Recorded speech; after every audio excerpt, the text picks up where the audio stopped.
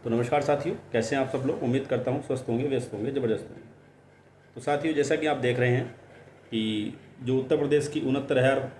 शिक्षक भर्ती, प्राइमरी शिक्षक भर्ती है, उसका भूत एक बार फिर बाहर आ गया है। माननीय हाई कोर्ट में उसमें एक बहुत महत्वपूर्ण फैसला दिया है, जिस पर आज चर्चा करेंगे और देखेंगे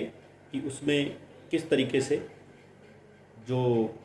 नुकसान होने वाला है, चयनित जो पहले से चयनित अभ्यर्थी हैं उनको नुकसान होने वाला है। हज़ारों जो शिक्षक हैं उनकी नौकरी इसमें जा सकती है, उस पर भी बात करेंगे। साथ ही उस पर भी बात करेंगे कि नई चयन सूची जो बनेगी, जैसा कि माननीय हाई कोर्ट ने आदेश दिया है सरकार को कि आप जो है 3 महीने के अंदर एक नई सूची बनाएं, और जो पुरानी सूची है उसको पूरी तरह से उन्होंने रद्द कर दिया है। तो ऐसे में देखना ये होगा कि जो नए अभ्यर्थियों का वहाँ पर नए अभ्यर्थी उसमें शामिल होंगे चयन सूची में, जिनकी नियुक्ति पहले नहीं हुई है, तो उनकी नियुक्ति पर क्या असर रहेगा माननीय सुप्रीम कोर्ट के 11 अगस्त 2023 के निर्णय का। तो इन सभी बिंदुओं पर चर्चा करेंगे। तो शुरू करने से पहले आप सभी साथियों का स्वागत है आपके चैनल गेट सॉल्यूशन में, और साथ ही जो साथी पहली बार चैनल पर विजिट कर रहे हैं उनसे निवेदन रहेगा कि वो चैनल को सब्सक्राइब कर लें, बेल आइकन को हिट कर लें, ताकि इस संबंध में आने वाली जो अपडेट्स हैं वो आप तक समय तक पहुंचती रहे। तो साथियों, जैसा कि आप जानते हैं, ये 69,000 शिक्षक भर्ती, प्राइमरी शिक्षक भर्ती जो उत्तर प्रदेश में है, ये बहुत ही चर्चित रही है। इसका विज्ञापन दिसंबर 2018 में आया था और जनवरी 2019 में इसकी परीक्षाएं हुई और 2020 में इसका रिजल्ट घोषित कर दिया गया था। तो जो रिजल्ट घोषित किया था उसमें जो है गड़बड़ियां सामने आई थी, यानी जो आरक्षण संबंधी विसंगतियां सामने आई थी, या यूँ कहें कि एक आरक्षण संबंधी स्कैम इसमें हुआ था, जिसको लेकर के हज़ारों हज़ारों छात्रों ने आंदोलन किया था। और उस समय सरकार ने ये मान लिया था कि हाँ, कहीं ना कहीं इसमें जो आरक्षण संबंधी विसंगतियाँ हुई हैं, और उसको लेकर के उन्होंने एक नई लिस्ट भी जारी की थी 6800 अभ्यर्थियों की। तो आप जानते हैं, जब ये मामला काफ़ी तूल पकड़ा था और उस समय ये मामला पिछड़ा वर्ग आयोग तक भी गया था, और पिछड़ा वर्ग आयोग का ये मानना था कि इसमें लगभग 19,000 पदों पर हेराफेरी हुई है आरक्षण को लेकर के। अब पहले तो ये समझ लेते हैं कि आरक्षण पे हेराफेरी क्या है। तो साथियों, जैसा कि जो एक्ट है आरक्षण का 1994, जिसकी धारा 3 के में वर्णित है या प्रावधान है कि अगर कोई आरक्षित वर्ग का अभ्यर्थी अनारक्षित वर्ग की कट ऑफ से ऊपर मार्क्स लाता है, यानी कि वो अनारक्षित वर्ग का यानी सामान्य वर्ग के जो लोग हैं उनके बराबर या उनसे ज़्यादा अगर अंक लाता है, तो उसकी जो नियुक्ति होगी वो जो है सामान्य वर्ग में होनी चाहिए, नहीं अनारक्षित पदों पर होनी चाहिए। लेकिन इस भर्ती में हुआ ये कि जिन ओबीसी, एससी या एसटी लोगों की के अभ्यर्थियों की जो है नंबर या मार्क्स अंक जो हैं उससे जनरल वालों के पास, यानी कि अनारक्षित वर्ग के अभ्यर्थियों के बराबर या ज़्यादा रहे, उनकी नियुक्तियां इसके बावजूद भी इन्होंने उसी आरक्षित कैटेगरी में ही की है। तो इससे हुआ ये कि जो पद और बचने चाहिए थे, यानी कि अगर वो अनारक्षित वर्ग में श्रेणी में अगर वो लोगों की नियुक्तियां हुई होती, तो जो आरक्षित वर्ग कैटेगरी के जो पद थे वो बढ़ जाते, यानी उनमें और लोगों को आने का मौका मिलता। इस चीज़ को लेकर के ये मामला लगातार तूल पकड़ा, और इसने 2022 का जो चुनाव था उस पर भी ये मुद्दा काफ़ी चर्चित रहा। तो इस पे आप जानते ही हैं, पहले एक सिंगल बेंच का माननीय उच्च न्यायालय उत्तर प्रदेश से आ ही चुका था। उसमें उन्होंने ये कहा था कि सरकार 3 महीने के अंदर, पुरानी सूची को उन्होंने भी रद्द कर दिया था, और उसमें कहा गया था कि आप 3 महीने के अंदर नई सूची तैयार करें, और उसमें जो आरक्षण संबंधित जो नियम हैं, जो प्रावधान हैं, उनका पूरी तरह अनुपालन करते हुए नई सूची आप तैयार करें 3 महीने के अंदर। उसमें उन्होंने ये भी कहा था कि जो लोग चयनित हो चुके हैं उनकी जो सर्विस को आप बनाए रखेंगे, और जो है नए अभ्यर्थी जो उस लिस्ट में आते हैं उनको जो है आप मौका देंगे, उनको भी चयनित करेंगे, उनको भी पद देंगे। उसके बाद ये मामला डबल बेंच में चला गया, और डबल बेंच का जो है अभी फैसला आ गया है। माननीय उच्च न्यायालय ने, उत्तर प्रदेश माननीय उच्च न्यायालय ने सरकार को ये आदेश किया है कि आप जो है ये जो पूरी भर्ती की जो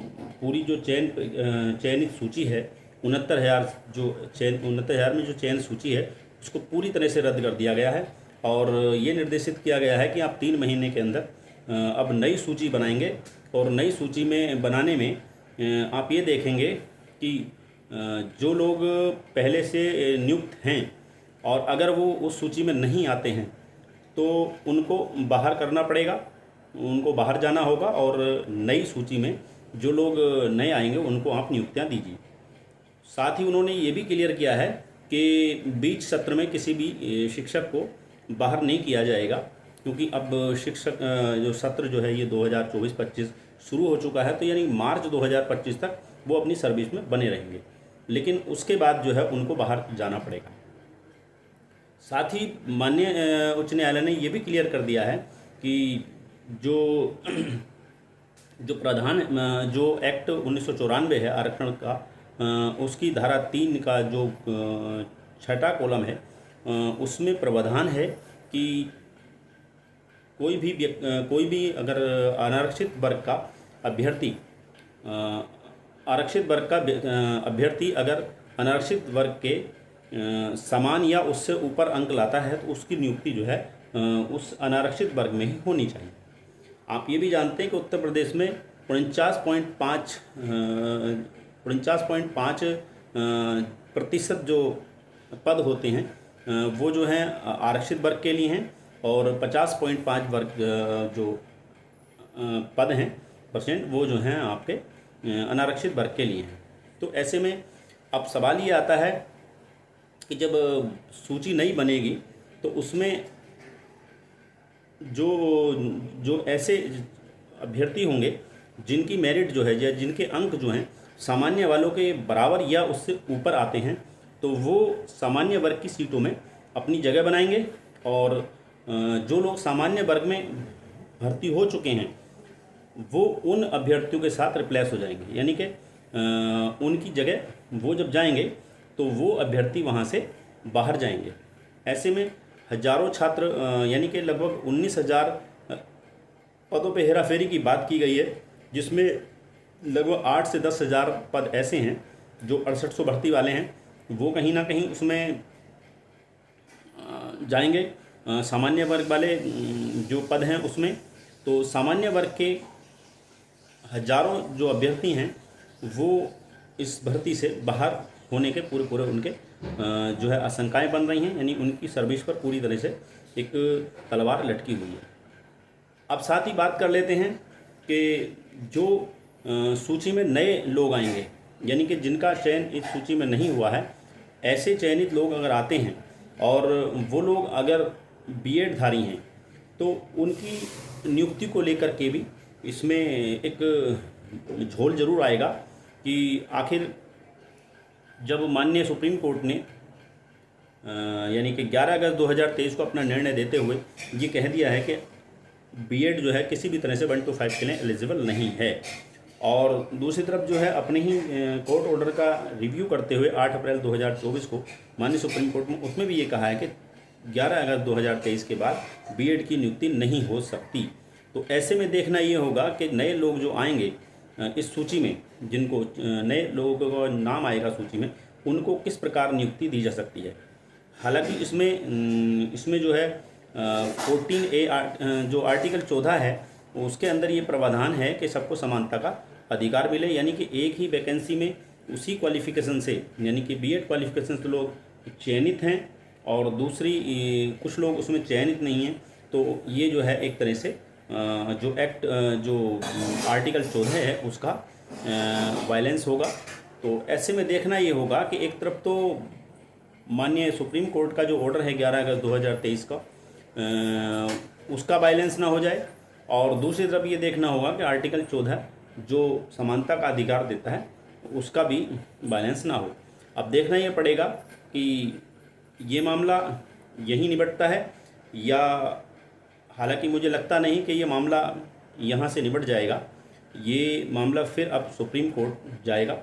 और माननीय सुप्रीम कोर्ट में ही इसका जो है निर्णय होगा, ऐसा मुझे लगता है। तो साथियों, बने रहेंगे, जो भी अपडेट्स आएंगी